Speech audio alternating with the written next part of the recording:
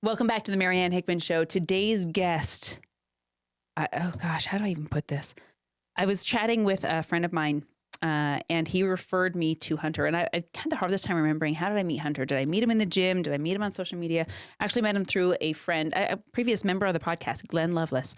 And when I interviewed Hunter and I chatted with him, I realized that his story, like many other stories, is so uniquely extraordinary. And it was just recently, it was just a couple of years ago. He's about a year in recovery. He lost his leg in a hunting accident. And this is someone that has taken this story, turned it into something that is motivational, that's inspiring, that he's putting in front of audiences at such a young age. He's just barely in his 20s. And he said, if Tony Robbins is doing this thing and he's in his 60s doing this, then I better start now if I want to create the impact and change the lives that I want to change. What's crazy is that his story is still in progress. It's still enveloping. It's still causing him lessons, and the pain from the losing his leg is an ongoing thing. And yet, in the midst of it all, I asked him a hard question. I said, if you knew that this was going to happen and you knew that your leg was the price that you had to pay to get what you've gotten, would you do it again? His answers in the episode. Check it out. Do you ever watch that show, Landman? Mm-mm. Oh, we are like big Taylor Sheridan fans. Really? Oh yeah. Like there was this moment on the show yesterday when they dropped the episode. The owner of the Dallas Cowboys came on, and he was. I'm going to get on a little tangent here, but you never watch a show and you're like, that actor isn't acting. He's just being himself. That was totally this moment. Wow. And he said, I want to start a business that when I'm in the hospital, there's not two sets of visitors. There's not like the work visitors and then my family. I want those to be the same people. I want to build a business with my family. And I was like, that's crazy. So cool. So we want to put our kids in everything here. So thank you, babe. You're the best. Hey, what's up? Marianne Hickman here. Listen, I'm interrupting my own show because I want to give you something. Now, you guys all want to get on more stages. I've got a free resource for you of stages that are just clamoring for guests. They need guests on a daily, weekly, sometimes monthly basis. This is my podcast database. Now, what I'm going to do is have you go to mariannehickman.com/database. Once you put in your information there, I'm going to send this to you totally for free. Open up this database. You're going to click through it, find the next podcast that's relevant to your topic, hit the application button, show up on their podcast, get in front of their people, and share your content. Remember, mariannehickman.com/database. Let's get you unlocked. Okay, so I saw on your profile that you got into public speaking. When did you do that? Honestly, like 3 months, 4 months after my accident. No kidding. I spoke with Glenn Lovelace at one of his events in April. My accident was in November. So I guess like 5 months after it happened. What made you want to get on stage?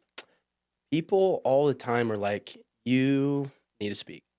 I don't know what it is, but like you're personable. You seem like you can get the message out and people seem to like you. Kind of. Yeah, kind of. And I was like, you're right. I was like, I'll try it because I served a mission in Arizona and I had the opportunity to speak a lot. Yeah, in Arizona, like you're multiple times a day. Mm-hmm. And so I felt like I developed those speaking skills mostly through my mission. Helped me out a lot. Yeah. And so that first event I did with Glenn was like, I loved it. Even though I know I wasn't like the best at it then, I was like, this is what I want to do. I don't even think it's like the speaking part either. I think the part for me that I love about it is after you're done and you go up to people and you're talking to people and they're vulnerable with you because you're vulnerable with them. Yeah. I think is my favorite. That really is that connection piece. So what, like when you started speaking, was it just for, okay, I call them the God whispers, when God whispers to other people, hey, you should. And you're like, maybe I should. Yeah. But for that, where do you see it going? What do you want to do with it? Are you wanting to make it a career path? Are you going to grow a business with it? Like, tell me about that. Yeah, I would love to have that be my full time because like I said, after I'll get into my story of my accident, but like after my accident, I wasn't asking God in like an angry way. Like, what am I supposed, like, why did this happen to me? It was more of like a curiosity of like, what's the outcome supposed to be? Yeah. Right. And so I just was like, I wonder why this is happening. Why did this have to happen? What good is supposed to come from the bad that's happened? You had the craziest plot twist crazy ever. Yeah. Right? Yeah. Like I Yeah, I'll tell you about it. So Yeah, I'm being curious. I want to know. I want to walk through. yeah, So you're a hunter, big time. and your name is Hunter, which is really cool. Right. So okay, I on purpose didn't look through your Instagram to see because I wanted to hear it firsthand right here. Yeah. Like, walk us through it. Yeah.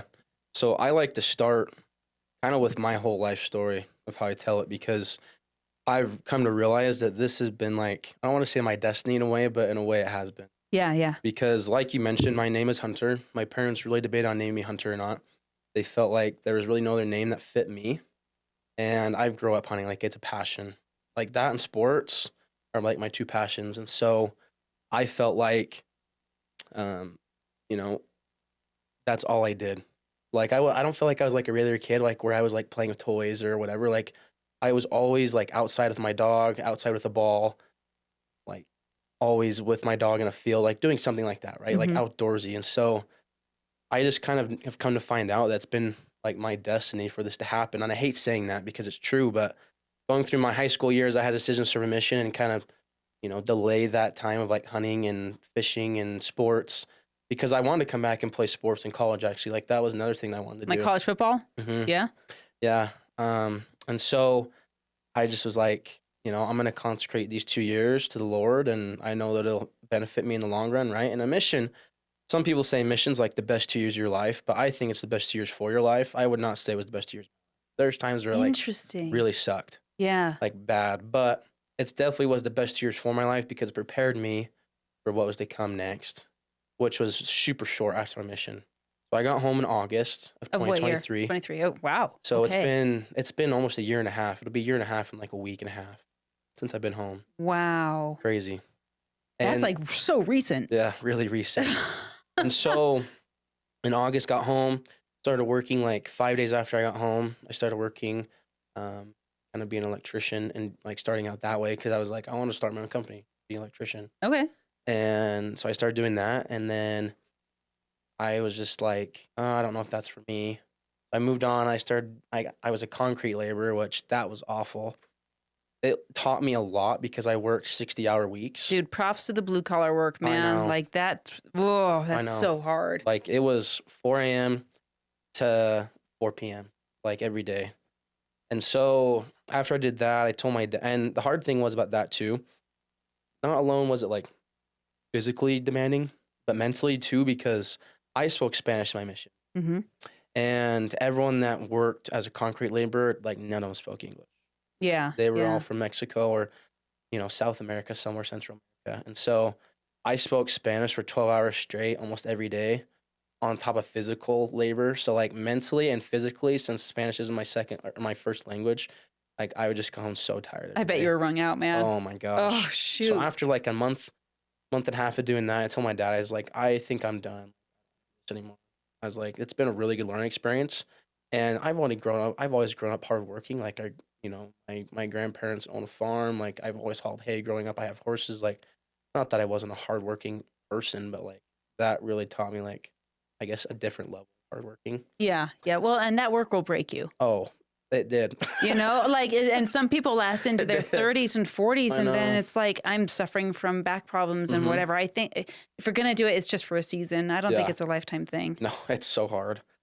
But it, like I said, taught me a lot. And so I was like, you know what, I'm done. And we, I guess the week before Thanksgiving was like the week that I was like, I'm done. This is still 23. Okay. 2023. And I told my dad, I'm like, I'm gonna stop this week. And he's like, that's fine, because like a year prior, before me coming off my mission, we had this plan, the North South Dakota plan, for like a year to go hunt for a straight week in North and South Dakota. Wow. To hunt deer, turkey, and pheasants for a straight week. Now, is this wild? I don't know all the rules, but I know that there are like reserves for that, or you can just go. We were actually we were supposed to go on an Indian reservation that is the border of North and South Dakota. And so this Indian reservation literally split North and South Dakota. Oh, interesting. So it was on the border of both of those, and we were going to go there for a straight week. Sounds and like a so blast. 2 days before we were going to leave for that, I'm like, I'm done. I was just like, hey, I'm leaving on this trip. I kind of told my work, I was like, hey, I'm done. Like, I'm leaving on this trip for 9 days instead of a week, because I was like, I'm just going to tell them I'm done when I'm on this trip. Yeah. So day before we left, me and my cousin were going to go duck hunting, and I was just like, why not go 8 days worth of hunting instead of 7, What's one extra day? And so we went That sounds like the most fateful phrase ever. and so that's what we did. And we actually went to a spot where I have a cabin. We've had it ever since I was born. My dad's gone out there since he was a kid. So Where is that here? Is that? it's in Schofield. I don't know if you know where that's at. Yeah, I do. Canyon. Yep. So that's where it's at. That's where we go shooting. Yeah, I love it up there. Like, yeah. I've hunted up there ever since I can remember. So that's where we went. And that morning was like such a great morning. It was like the best morning hunting ever. Like ducks flying everywhere, blue skies, like mildew on the trees. Like Richard, are you jealous? Richard just went duck hunting on Saturday, and it was not great. Wasn't great. So I'll tell you. Let me interject this because it's this part of the story just is so relevant for us. I was like, okay, go get something, feed the family. Like, yeah, like, and it's like, I don't know, like 1 or 2. And he's like, hey, I think we're on our way home. I'm like, great. Did you get anything? He's like, yeah, we shot 2 coots. And so you know what that means. Yeah. I didn't know what that meant. I go Google and I was like, what the hell is a coot? And I do all this research. I'm like, oh, what a pretty bird. How do you cook it? And every hit I'm finding is like, this is the rat of the pond. It's disgusting. And so I text my sister, who's we call them mud ducks. Exactly. I text my sister, is there any good, what should I do with it? She's like, cut it open, throw it in the trash. And I was like, Richard's going to be crushed when he gets home. She thought I didn't know what a coot was. And so here he is. I'm like congratulating him, like, congrats, babe. I'm so excited. We'll like do something with it because I know now that it's a mud duck, right? And so, but he does know, and he didn't tell me that he knew. So his brother's with him. He's seeing all the texts come in, and I'm all excited, cheering him on. And he's like, "Don't tell her." My brother was telling me, "Don't tell her it's a mud duck. Don't burst her bubble." Yeah. And so he's trying not to burst my bubble. I'm trying not to burst his bubble. So he gets home with these 2 birds. And finally we tell each other this whole thing about the bubble bursting and everything's fine. I'm like, I broke it to him. He broke it to me, whatever. And so later that night, I texted his brother who was out there. I'm like, hey, I made the coots. Do you want to come over and have dinner? And he's like, we're sick. So sorry, we can't come. So I hope you got more than coots on this trip. There's a tangent. We'll come back to this. But we did. I mean, yeah, I don't even shoot coots anymore because I just feel bad blasting them for no reason. I mean, Richard, your face. There's been some days where we've just shot them to shoot them, and I'm like, I can't do it. Yeah. I just feel bad. But so I mean, this morning was awesome, and I just got done cleaning up all of our decoys, all of our stuff, and these ducks had flown around the corner from us. And where we were at on this land, Schofield, it was like a little chunk of public, and there's just so much private up there. So this is like really the only spot you can hunt. And we'd seen these ducks fly around the corner from us, and that was public too. And so I was like, let's go check it out and see, what that looks like. Maybe next time we can go over there. Had you bagged anything at this point? Yeah. Okay. Yeah. And so I started because I kind of saw where they landed. So I was walking up around the hill in front of him.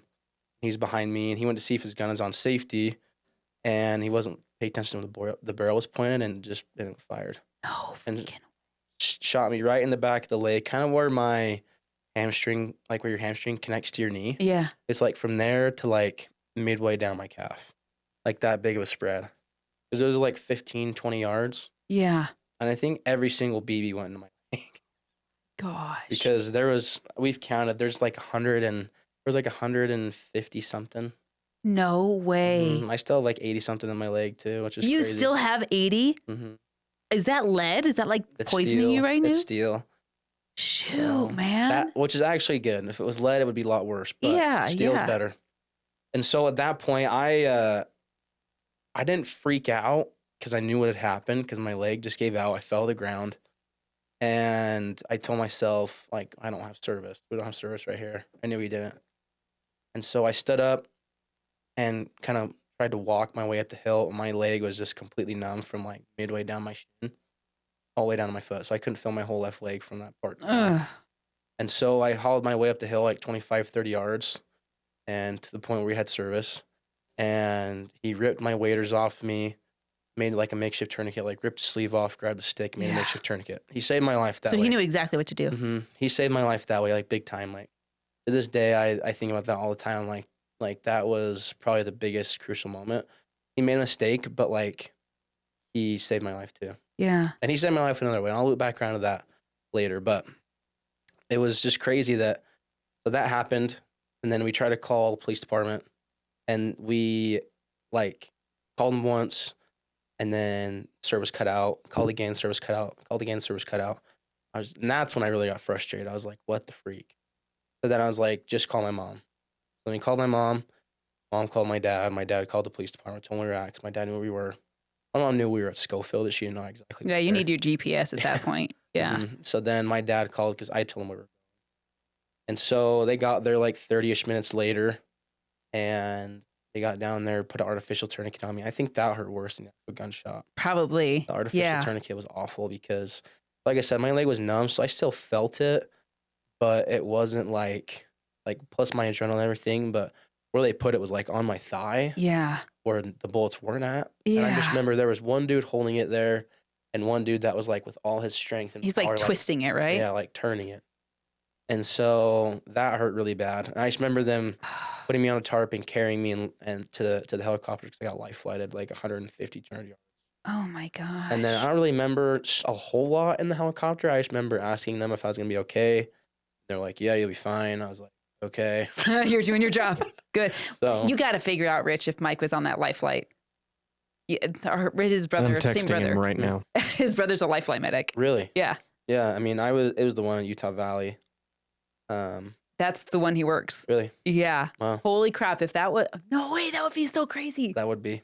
So I just remember right as I landed on the landing pad for the helicopter, my parents were like right there. Like they opened up the back of the helicopter and like they were right there. Yeah. And so I remember I just like handed them like all my stuff, like my phone and everything personal I had like on me. I can't remember what I had.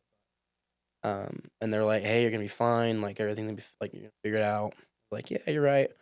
And so they took me into emergency surgery because my leg was swelling up. I'm so sure. bad because of compartment syndrome. How far away from the time wise? How far away from the gunshot are we at this point? Close to an hour. That's a lot of time. Yeah, like 45 minutes to an hour. That's fast. Like, It is- especially for a life flight. No, But it's still, really for your body, fast. that's a lot of time. Yeah. And having a tourniquet on my leg for upwards of 25, 20 minutes, that's a long time too. They only tourniquet when they're okay with losing the limb. Mhm. Like, that's what my medical training, as limited as it is, says. Right. You only tourniquet if you're okay with, like, Yeah. saying goodbye. Yeah. That's crazy. So it was just that was nuts too. And so we got there, took me into emergency surgery. They cut my clothes off me right on the table. And then they did what's called a fasciotomy. You know what that is? Isn't that to do with the skin? Yeah. So what they do is they literally took a razor blade knife, from what they explained it, and cut my calf open from the top of my ankle all the way up to my knee, to where my So, like, first your pants, then your clothes. Mhm. Same thing. yeah. I mean, they cut everything off me. I was stark on the emergency table, but they literally just cut it open where I could see my calf muscle because my leg was expanding and swelling so much. Yeah. And so then, like the next day, And they you're realized- watching this happen? No, they put me out. I was going to say. no, they like, put me out. But the next day they had to do the same thing, but on the other side. So they did it on the inside. Of this right when I leg? no, my left leg. Oh, okay. I'm just okay. giving an example on this leg. Oh, you're like. But they had to do it again on the other side. So inside first day, like right when I got there, and then they had to do it on the outside because of how bad it was still swelling. Oh, man. Which honestly ended up being a blessing because later down the road they found out that my leg was dying. Like there was just no blood flow. They kept doing what are those called, ultrasounds, to find out if I still had any blood flow going down to my foot. Yeah. And they're like the main artery that runs from your groin to your foot Your was femoral, the right? only thing that was intact. Every other vein artery was gone, like no blood flow. Literally shot to shit. Mm-hmm. Oh, So my. pretty crazy. And so because of that, my leg basically just went septic. And after about 10 days in the hospital, they were like, listen, you either are going to have to like get your leg amputated or you're going to die. Because I was so sick. I had 105-degree fever for 6 days straight. And after I went for a third surgery, they tried to like debride some of my calf. And like that's basically what they told me.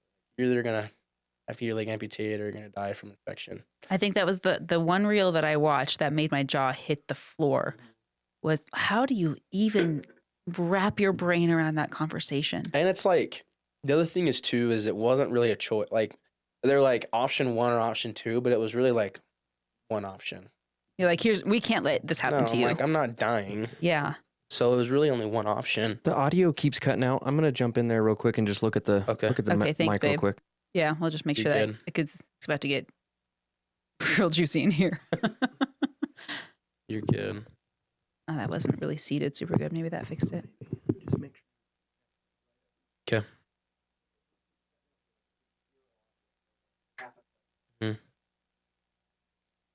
Okay, let's give that another test. Make sure we're good. Okay, go ahead and just keep going. I'll let you know if it keeps happening. Okay. Thanks, babe. But yeah, I mean, there was really only one option. I think was like the hardest part for me. There wasn't like a plan B. It was Yeah, just like, no, this is it. Yeah, you're not gonna lose your life because of this. Yeah. So, I mean, I really had to go with it, and it was. I think it was more hard for my family than it was for me, which is weird to say that. But I just had this feeling in the back of my mind that like this is supposed to happen. And I really, which Yeah. is weird. I hate saying that to this day, but it's like this is supposed to happen. That's because you would never wish that on anybody else. No. You know, you would never say that you're meant to lose your leg or No. you're meant to go through this horrible, painful, terrible experience. Like, Mhm. of course, you wouldn't wish that on somebody else, but No. kind of wrapping your brain around like somehow this plot twist is meant for me, not happening to me. Yeah. That's oh my gosh. Then all the time, like my parents will say, like, I wish I could take this away. Like if God said, like, you can swap right now, I would. And I'm like, no, like That's a love of I'm a like parent right I there. know. My parents are amazing, and I just tell them like, I don't know if you'd want to. Like it sucks. It really does. Day to day life, like for the last year, honestly, has not been like ideal. But I've learned so much in like from 2020, like this last year, 2023, 2024. I feel like I've gained 20 years of experience as far as like pain, like emotional, physical, like all the above experience. I feel like I have 20 years worth of experience now, and it's like matured me in a way like that I don't think I could have learned any other way. Do you think you've lost any of your youthfulness? I mean, you don't seem that way to me. We're laughing and, No, like having a great time here, but No. like I always think about when it comes to maturing like that. I'm like, are you saying goodbye to a part of your childhood? But you've gotten back out and hunting. You're Oh, back yeah. out on the mountains and climbing stuff. And gosh, when you came down to the studio, I'm like, how you do with stairs? Never mind, you get on mountains all the time. Like we're fine. Mhm. And so I don't know. I haven't lost my youthfulness like that child like side of me, but I think in a way, like I don't know how to explain it. Because I was talking to my parents about it the other day, but like maturity is in understanding, like that things happen for a reason.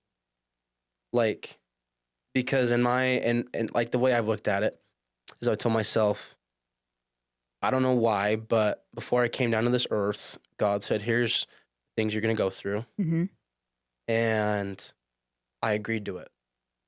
But like, what good did I see in the future where I was like, oh, I'm going to lose my leg, but this, and this is going to come from it? Yeah. Like, what blessings did I see where I was like, okay, I'll go through that if I get this, right? Like, what good's going to come from that? So I Yeah. think that's the perspective I've really had to have is like, there's going to be something good coming from it, but like, I just have to have faith that it's going to come. Because I feel like today's day and age is very like, everyone want like instant gratification.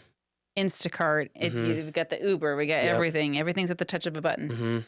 And it has very been like so patient for me. Like everything has just come so slow. Like my recovery like was so slow compared to every other amputee I've ever met. Like people that get their legs amputated due to like, I don't even know, like bone cancer or diabetic foot, like something like that. Yeah. It like takes maybe 3-4 months, like regularly. Like don't quote me on that, but like like not super long. But mine was like upwards of 9 to 10 months before I could even get fitted for a prosthetic What? Mhm. Why? because of how bad my wound was on the back. Because I had like it was probably like a 8 inches long, 9 inches long by 4 or 5 inches wide Yeah. hole that they had to basically carve out because of how much dead tissue and muscle I have. So like below my knee, I have no muscle. It's just tissue and bone. Ouch. Mm-hmm. Oh man, I bet that's incredibly hard. So my surgeon, he's like, I basically did an origami job on your leg because that was the only way I was going to be able to make it. Wow. Because I was so close to losing my knee that It keeps completely cutting out. I don't know why. Oh, I'm so sorry. I'm so sorry. no. Is it the cord on the back end?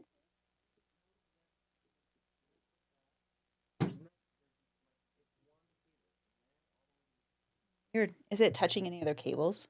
Maybe. Is it touching my Never table? had this problem before. We're gonna pause for a second. Okay. I'm gonna reset this board. Okay. Let's reset the board and make sure we get that. I remember I was listening to Joe Rogan one time, and he had an audio cut on his podcast, and it cut like 5, 6, 7 times during the episode. And usually he just lets it run. And this time he's like, "It's bad enough. We got to fix this, Jamie." Okay. So just tell the viewer we're going to be right. Okay, we will be right back. We're going to get this fixed up. Thanks, guys. And for those of you on Instagram Live, I think you can still hear us because we're on just iPhone mics, right, babe? Yeah. Yeah. If you're on Instagram and you're on my account, make sure you go follow the One-Legged Hunter. We're going to do, when you listen to the full podcast, we're going to put that in the show notes at the end. Make sure everyone follows you. And if you're on his account, hey, welcome. We talk about stages and public speaking all the time. This is why we're here.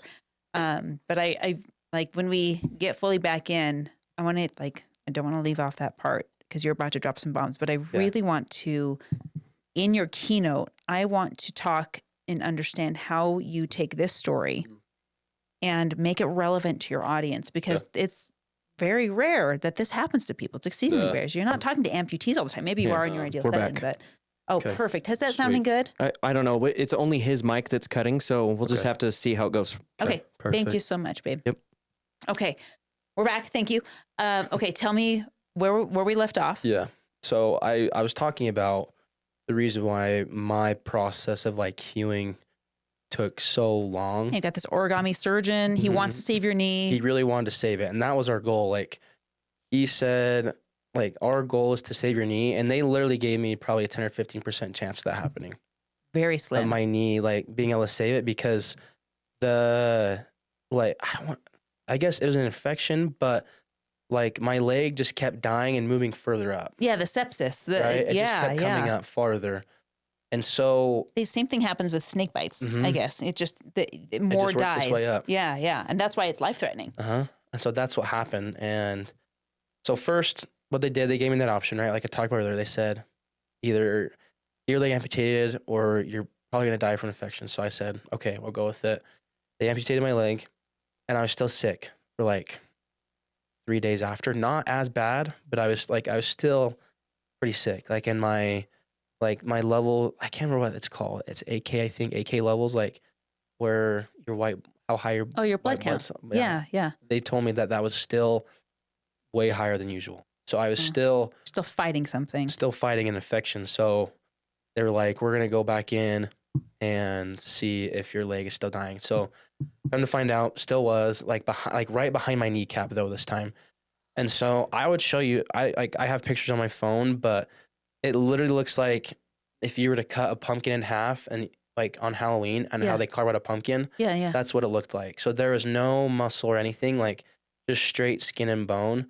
And so I had to wear what's called a wound vac for 7 months. Wow. And this is pumping out like all the nasty fluids and all that. But also what it does is it helps keep the blood flow going so it doesn't scab over. Because that's the worst thing they wanted to do is scab over. And so I had to wear that for upwards of 6-7 months. Yeah, there's no way you can get fitted if you're still attached to that thing. So I think, and that's the other thing too that I kind of forgot to mention was that was like probably the second worst pain was that first time I got sent home after the hospital because it was a miracle. My leg went from like being black and kind of gray looking to red and fleshy tissue. Like all those prayers, like all the fasting people had done on my behalf, like I'd felt that. Like it flipped 180. And so my surgeon literally sent me home that day. Like that morning that I woke up and my leg was like good. Yeah. Yes. Good. Prior to amputation, we're saying. Yeah. No. This is post. Yeah. And so he's like, go home. So this is like 2 weeks on the date before Christmas. So So I spent 3 weeks in the hospital. And so that first time I had my home health nurse come over, they went to change out the wound vac. And with the wound vac, what they have to do is they have to put down this black foam on your wound. So mine, they had the black foam like probably about this big, they had to put down. And then what they do is they have to seal it off so there's no air, so no air leaks out. Makes sense. Yeah. And because it's literally like vacuum sealed. Yeah. And so they tape around it and then they cut a hole in the middle where they put what's called a track pad, which sucks everything out, right? Yeah, And yeah. so after like, I want to say it was 3 days since I've been home, they had to come change it out so then it doesn't get infected. And that was the worst pain I felt, other than probably a tie between the gunshot and the tourniquet, because the tape was stuck onto my nerves, my open wound, like my tissue that was open. And we hadn't thought of it yet, but there's liquid lidocaine that you can get that you can put on it. Yeah. And so I went through hell like 3 times of this and them just ripping this tape off, because what it does, this black foam sticks to your wound too. Yeah. And so it's almost like you're ripping off a Band-Aid. Yeah. Yeah. Oh my gosh. And so it was awful. Those first 3 times were awful. And then we were like, what can we do? Because I didn't even cry when I got shot, but I legit cried the first time that happened. Oh my gosh. And so just out of pain. And so they were like, let's try liquid lidocaine. Why didn't we think of that in the first place?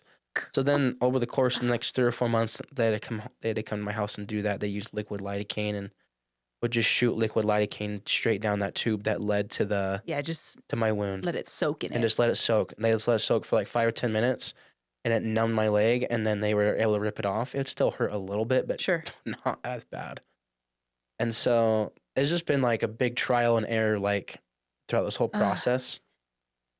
And so then on top of that process, I had to do 72 days worth of hyperbaric chamber treatment. You know what that is? Yeah. They're infusing you with oxygen and a vacuum. That's, gosh, people do that for just medical therapy. Yeah. You know? Like athletes do that to help recover their body. I love doing that. Yeah. I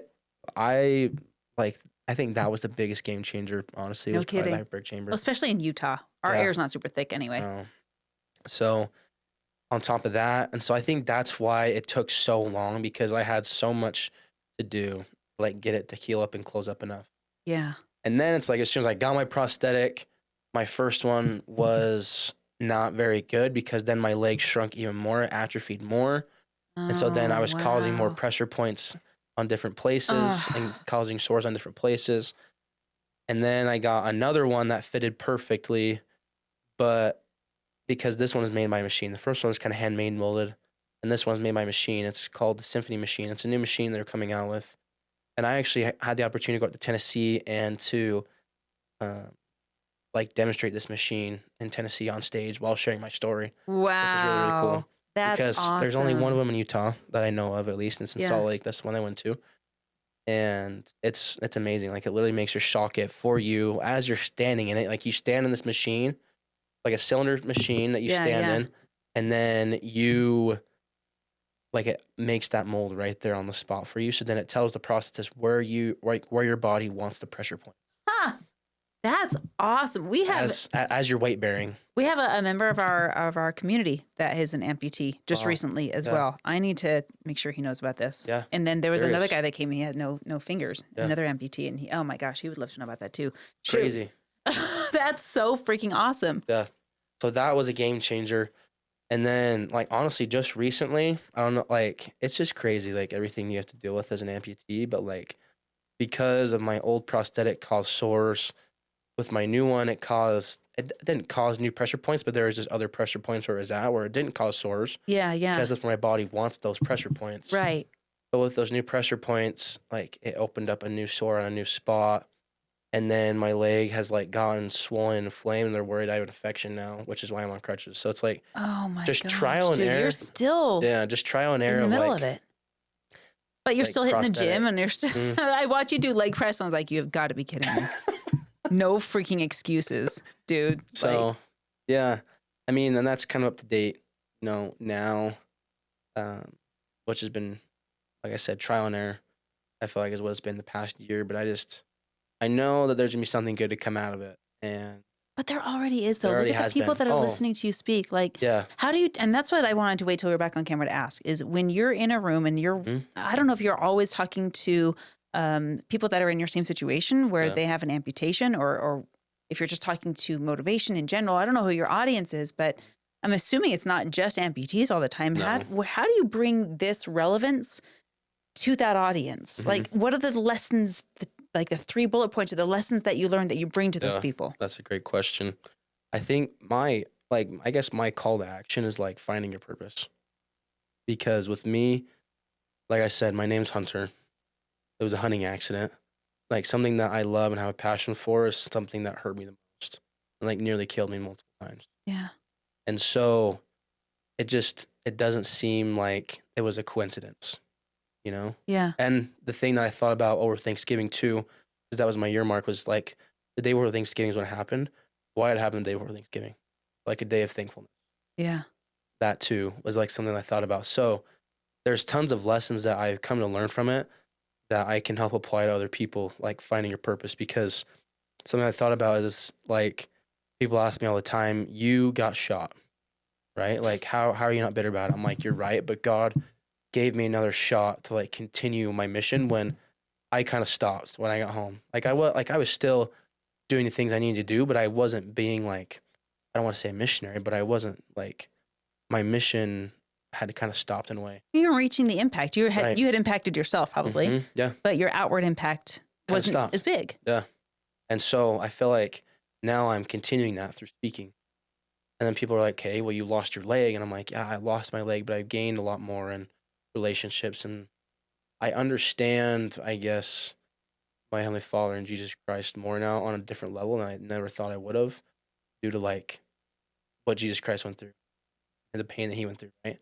Which is crazy to say, but it's like I understand that on a totally different level, and I feel like a lot of people. Would you trade it again? Would I trade it again? Go through it again? Mm-hmm. If you knew what was on the other side, and you haven't experienced everything on the other side again, Yeah. and they said, yeah, we can give you this, but it's going to cost your leg. Mm-hmm. If I could go back in time and I knew everything that I go through, and I mean, you didn't even maybe have a knew the choice, outcome, you know? yeah, I think that's hard. I would say yes, because I received so many more blessings than I think bad. Yeah. If that makes sense, and like the bad things in return. So, yeah, There's it's hard not to a say lot that, of but it's people. true. It is. I mean, like, there's not a lot of people that would say, yeah, it's worth giving up my leg for that, you know? Yeah. But I mean, when I see, I need to hear your keynote. I would love to hear Yeah. your keynote. But when I see that you've taken this and you've taken it to the masses and said, okay, listen up, guys. I don't want you to have to pay the same price. So I'm going to teach you everything I learned about this because I did pay the price. Yeah. Right. I saw from Gary Brecka, he just posted this on Instagram where he said that when oysters take on a grain of sand, it eventually becomes a pearl. But in the meantime, it's extremely painful for the oyster. Right. It's extremely painful. But after the oyster dies, that pearl is left behind, you know, and the oyster gave up his life for it. But oysters that never go through that pain and produce a pearl, there's no evidence of them left. Yeah. And so his point was that the pain that you are going through is what enables you to leave a legacy. Yeah. Definitely. There's something that you're leaving behind. So where do you see this going with your speaking circuit and everything you want to, I mean, you've already been asked to speak so many times based on this. Yeah. And my perception is that you've taken something like Alex Hormozy says, where we have our rock bottom and we decide whether it's rock bottom, whether or not we bounce off of it or not. Yep. And you've bounced off. You've been asked to speak on stages. You've been asked to speak on dozens of podcasts, probably just beginning to do that. Where do you want to see this go? Yeah. I personally think that this has been like, God has called me to do this. I felt that more and more as I have gone on. And so since I know that it's like, more so like a life calling, like I want to take this as far as it'll let me in whatever way I can, right? If it's podcasts, like I'm in the midst of doing, like writing a book, making a brand, and while speaking, while doing like everything, right? Yeah. Like I want to take everything as far as I can and impact as many people as I can. And I was talking to your husband, like doing coaching in the future. Dude. Like that's something that like I want to do, is like do those things. Not only help myself, but to help other people, because I think, like I said, the coolest thing for me, this whole experience is I don't even have, like, people come up to me sometimes and I don't even have to say anything. And they're like, I'm just inspired by you, just by the way that you do things. Yeah, the energy you put out there Right? definitely has a feel to it. And so I think for me, like, if I can do that and just on like on a lot higher scale while speaking, like the impact that I can make for myself and for other people would be huge. There are lives that will be saved. Definitely. I mean, I'm really curious because like there's this part of me that's like, you have all of the ingredients of this incredible scope of work, you know, and the most divine work you can possibly think of. And then you have this ingredient of you want to do it, which is incredible. And my business mind is like, oh my gosh, you could coach, you could create a prosthetics line for hunters. You know, like, do you have anything like that in mind? Are you I haven't thought about that, but as far as coaching goes, yes. Because I don't know if you know, have you heard of James Dixon? I know the name. He's an amputee as well, a motivational speaker. Yeah. I'm doing a mentorship through him, and I've learned a lot. Oh, that's so cool. I've learned a lot from him. And just the way that he coaches and helps people, he's helped me get majority of my speaking gigs, I feel like. So, like, watching what he's done, and he's just done it, like, over the last 2 years. Like, he just started 2 years ago. 50. That's awesome. And it's like, like, when this happened, I was 20. I'm turning 22 in May. And it's like, what could I do by the time I'm 50 when he started when he was 48? Yeah, if you got 3 decades ahead of it, yeah. And I see how, like, successful he's doing in it. Like, what could I do by the time I'm his age if I start now? Yeah, yeah. Like, that's the kind of mindset I've had is, like, start now and don't delay it. Good. I'm inspired by how I see you show up. Thank you. Truthfully. It's I mean, gosh, Richard and I are gym goers. That's why I'm like, did I ever see you at the gym? I know I saw you at the gym. But it honestly, I've thought about ever since we got connected, and I was like, and I've had days where I don't feel like going to the gym. Yeah. I'm like, well, what the hell's my excuse? I can literally walk out my door, and Hunter has to reach for his crutches first. Yeah. I feel like I hope people stop you and tell you how you're inspiring them because I know they see it. It's hard to miss. Yeah. Yeah, it is. I mean, like I said, when I very first started going back to the gym, there was a lot of people that hadn't heard about my accident that I knew. Did you prank them? Well, that's the thing is people were like, what? Like people's faces were dumbfounded. They like, what happened? You know? And you're like, what? And I'm like, oh, yeah, serious. And it's like people were just shocked. And when they found out, they were like, I don't know how you do it, you know? And I still don't know how I do it some days, but I've kind of realized that you have to stick to the promises you've made to yourself. What were the promises you made to yourself? I told myself that I really have 2 options. Like 1, stay in bed all day, more and mope about it. Or 2, I can get up each day and give my best shot that day. Even if my best effort that day is 80%, like whatever it might be, like give my best that day. Because there's some days like today where I woke up and I felt awful. I don't know if it's because of this infection I'm dealing with or whatever, but like my head felt like it was going to explode. Like my leg was throbbing, like just different things. But I'm like, I'm going to get my best shot today. Yeah. You know, and here we are. And I'm here. And so I think that's the promise I made to myself is no matter what, I'm going to do my best. And sometimes I have to tell myself, like, I have to hold myself back sometimes because like, I want to just go, but I have to give myself rest too. So there's happy medium, which I'm a goer for sure. Yeah. Yeah. So do you know Ben Kerr? Yes. Okay. He's a buddy of mine. We're going to have him on the show very, very soon. He's awesome. Dude, like partner with that guy and do whatever you got to do to be in his aerospace. Cause I see awesome. A lot of what he has in you as well. Yeah. I love that guy. He's awesome. My gosh. He's a stud. His content is awesome. Yeah. So that would be cool. Okay. So people are going to be watching your journey, following your mission. What's the best way to find you and watch this journey? I'm sure you share your speaking gigs. Yeah. Tell everyone how to find you. Yeah. I think the best way to find me is right now on Instagram. I'm in the process of starting like a YouTube. Please do. So, yeah. Oh my gosh. Everyone's telling me I need to start a podcast too. So I agree. That's my. I'm adding my vote into that. Please start your podcast. You need to start a podcast. I have people I could send to be guests like today. I know. That's what people tell me. They're like, we have people that would love to come do it with you. So that like those are some goals that I've had that I like. I think that's so hard. Like New Year's resolutions, I hate New Year's resolutions because in a way I feel like, you know, if you don't do them, then you're just so, what's the word? You poo on yourself? You're just like, what? You're just like, oh, poor me, you know? Yeah, yeah. So it's not the resolutions, it's how we treat ourselves when we don't do what we say. Right. That's a lack of integrity right there, right? You're just breaking trust with yourself. Yeah. I think that's what we hate. It's not the resolutions. Yeah. So like, I'm gonna write things down I'm gonna do this year, but I'm not gonna call a New Year's resolution. But like, that's something that I want to do. Start a YouTube, get my book done, and start a brand.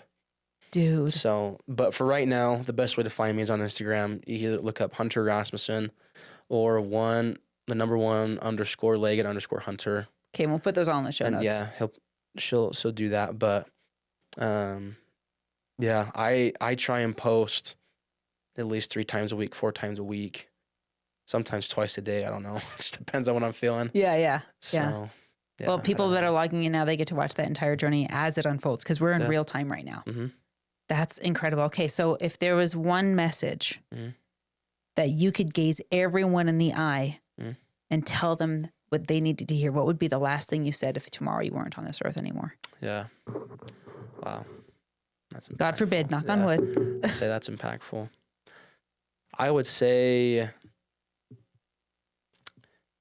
you know, for a minute there, I didn't feel like anyone knew what I was going through. For a couple reasons. When the doctors walked in and told me, you know, option 1 or option 2, there's really only one option. I think, you know, God has a plan for you, because I thought to myself, no one knows the feeling of you getting willed out in a hospital bed while your whole family's bawling hysterically. Your little sister, who's 7, thinks that you're going to die in this next surgery because they're cutting your leg off. Like, no one knows how that feels, right? But God does. And no one knows how it feels to watch your cousin as he's freaking out and crying as he just shot you.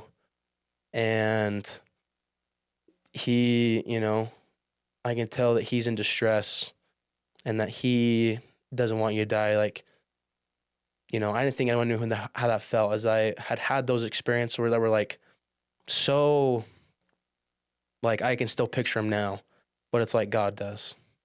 God knows exactly how you feel. He knows exactly where you're at.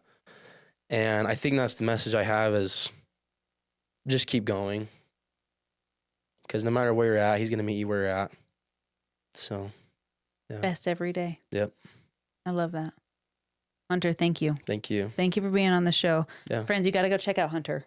Go check out his Instagram. Watch what he's doing. Get to his next event. Go listen to this man speak. And guys, I just have to say again, thank you for being on the show. Thank you for sharing your story. Yeah. And thank you for bouncing off that rock bottom, because goodness gracious, if it wasn't low, the lives that you saved because of the message that you're sharing can't even be measured. Thank you. Appreciate you being here. Thank you. Thank you for being here on this episode of the Marianne Hickman Show. We'll see you next time. Hey, what's up? Marianne Hickman here. Hey, listen, I hope you enjoyed that episode. We have some pretty amazing speakers on my podcast, and of course, more to come. If this is something that you enjoyed, guys, smash the like button, smash the subscribe button. You guys know what to do. I love your comments, and I respond to every single one of them personally, not a bot or an agency. So if this is something you're enjoying, tell me about it. Tell me your gold nuggets. I want to hear from you. But here's the most important thing I want you to laser in on. I told you about the podcast database. You've probably seen me post about it all over social media. I want to make sure that you get it. So here's what I want you to do. Go to mariannehickman.com/database. Once you put all of your information in there, I'm going to send you the document. You request access to it. Boom, it's unlocked. Once you're in there, my rule of thumb is to apply to 10 podcasts a month. It's very digestible. It's very easy to do. And the database gets updated twice a week. So I want you constantly checking back in there for the next podcast that fits your audience. Thank you for being here. Much love to you, and we'll see you in the next episode.